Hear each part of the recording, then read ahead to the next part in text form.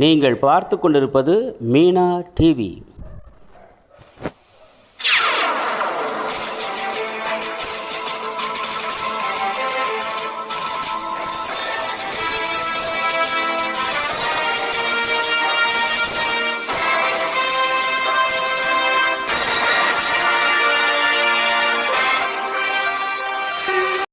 மாண்புமிகு பேரவைத் தலைவர் அவர்களே, திருமருகல் ஊராட்சி ஒன்றியத்தை தனி வருவாய் வட்டமாக அறிவிக்க வேண்டும் என்பது அந்த பகுதி மக்களினுடைய நீண்டகால கோரிக்கை. கடந்த சட்டமன்ற தேர்தலின் போது திராவிட முன்னேற்ற கழகம் வெளியிட்டிருக்கிற நாகப்பட்டினத்திற்கான தேர்தல் அறிக்கையில் பிரதானமாக சொல்லப்பட்டிருக்கிற வாக்குறுதியில் இது ஒன்று.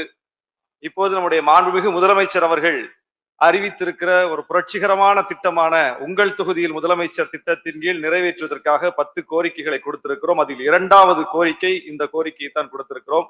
எனவே அதை விரைந்து நிறைவேற்றி தர வேண்டும் என்று கேட்டுக்கொள்கிறேன். மாண்புமிகு அமைச்சர் அவர்கள். மாண்புமிகு பேரவைத் தலைவர்களே, மாண்புமிகு உறுப்பினர் அவர்கள் உங்கள் தொகுதியில் முதலமைச்சர் திட்டத்தில் இந்த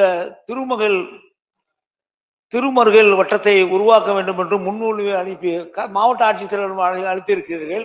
அரசாங்கத்திலிருந்தும் போயிருக்கிறது. அது தொடர்பான கோப்பு எனக்கு வந்திருக்கிறது. வேண்டிய நடவடிக்கையை முதலமைச்சரோடு கலந்து கொண்டு உங்களுடைய கோரிக்கை நிறைவேற்றுவதற்கு நாங்கள் முயற்சி செய்வோம். மாண்புமிகு உறுப்பினர் ஷானவாஸ். மிக்க நன்றி. விரைந்து அதை நிறைவேற்ற வேண்டும். ஏனென்றால் அந்த பகுதி விவசாய பெருங்குடி மக்கள், தொழிலாளர்கள் நிறைந்திருக்கிற ஒரு பகுதி, கிராமங்கள் நிறைந்த பகுதி. நாகப்பட்டினத்தை பொறுத்தவரை அது பேரிடரால் அடிக்கடி பாதிக்கப்படுகிற ஒரு மாவட்டம்.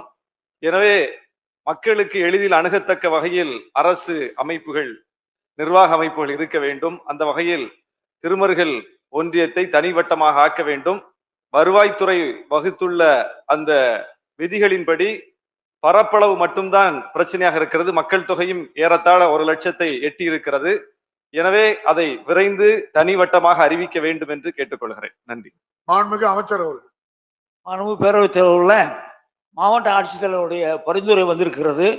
அதன் மீது தகுந்த நடவடிக்கை எடுத்து இந்த ஆண்டு நம்முடைய முதலமைச்சருடைய கவனத்திற்கு கொண்டு சென்று, அதுவும் உங்கள் தொகுதியில் முதலமைச்சர் திட்டத்தில் இது வருகிறது. ஆகவே நிச்சயமா உங்களுடைய கோரிக்கையை முதலமைச்சருடைய கவனத்திற்கு கொண்டு சென்று தகுந்த நடவடிக்கை எடுப்போம்.